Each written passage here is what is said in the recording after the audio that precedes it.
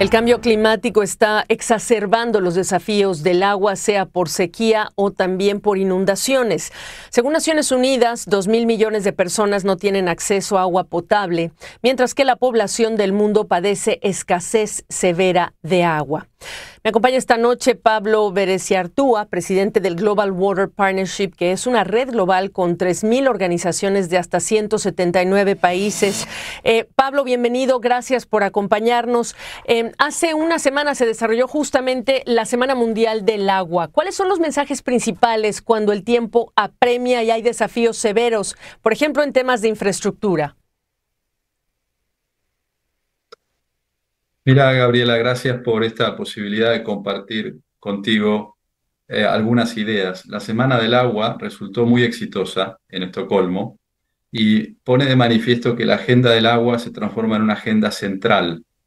Esto es así porque la brecha que tenemos entre los desafíos a nivel global y las soluciones crece en vez de reducirse. Como bien has dicho, un tercio de la población enfrenta problemas de falta de abastecimiento y de falta de saneamiento. Y datos de la Organización Mundial de la Salud nos dicen que esto implica, en promedio, la falta de abastecimiento de agua y saneamiento hasta 10 años menos de vida en la población.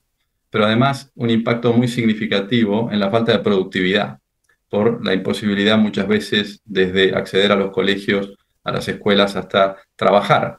De manera que en el siglo XXI que estamos enfrentando, la economía del conocimiento y donde el capital principal de los países son sus personas, su capital social, esto se transforma en un tema central. Y a eso se suma, como bien has dicho, el cambio climático.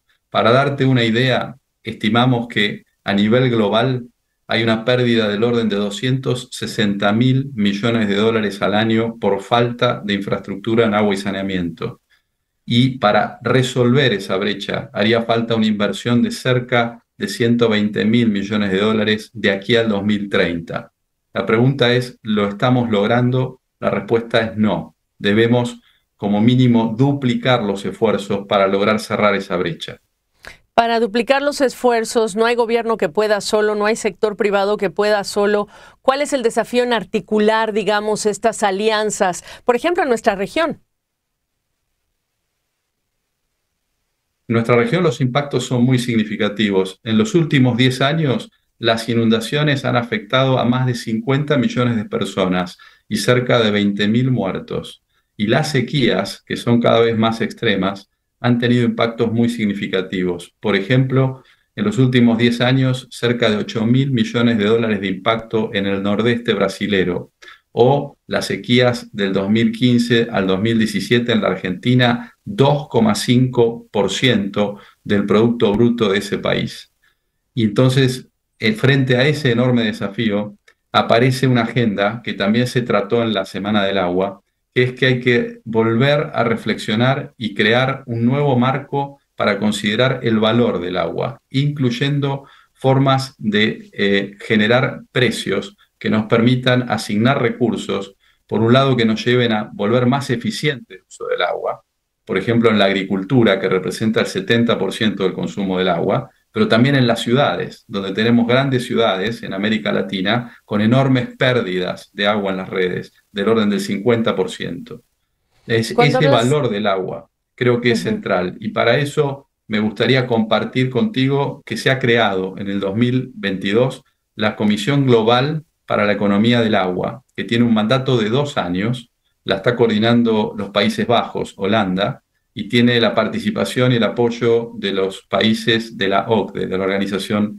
Económica para el Desarrollo. Y esa comisión está trabajando activamente en generar un nuevo marco para poder darle un valor real al agua que enfrente lo que hoy es una crisis global, que es la crisis que está dada por esa falta de inversión y sobre eso ahora por un cambio climático cuyas consecuencias se ven cada vez más rápidas.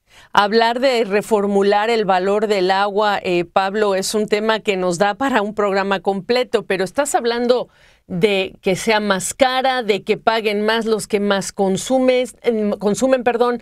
¿De qué estamos hablando en ese debate global de reformular el valor del agua?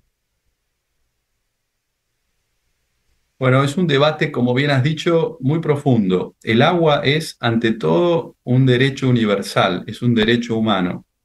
Como dijimos recién, que no lo estamos cumpliendo al menos para un tercio de la población.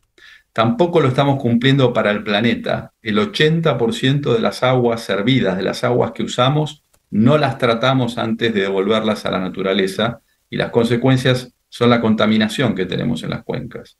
Entonces, respecto del valor y la pregunta que has hecho, el abordaje tiene que ser un abordaje integral, que lo que permita es garantizar la inversión pública y aumentar la inversión privada en el acceso a los servicios básicos. ¿Y cómo lograrlo? Bueno, para eso creo que tenemos que pensar en nuevos abordajes, nuevos Bien, esquemas de gobierno del agua. Y tenemos la ayuda, creo yo, de las tecnologías. Cada vez tenemos más datos, datos sí, distribuidos, el Internet de las cosas, los algoritmos, la inteligencia artificial, que nos van a permitir cada vez más entender cómo se usa el agua y poder asignar entonces y poder crear incluso claro, nuevos mercados del agua, sobre todo para el uso del agua en la economía, para el uso del sí. agua en la producción, de tal manera Pues de que esos valores permitan aumentar la inversión, volverla más rentable para el sector privado claro. y generar más recursos para el sector público para invertir en infraestructura básica. Pues son mecanismos que sobre los cuales hay que abundar definitivamente, Pablo, pero te agradezco tu visita y este análisis. Él es Pablo Bereciartúa, presidente del Global Water Partnership. Buenas noches.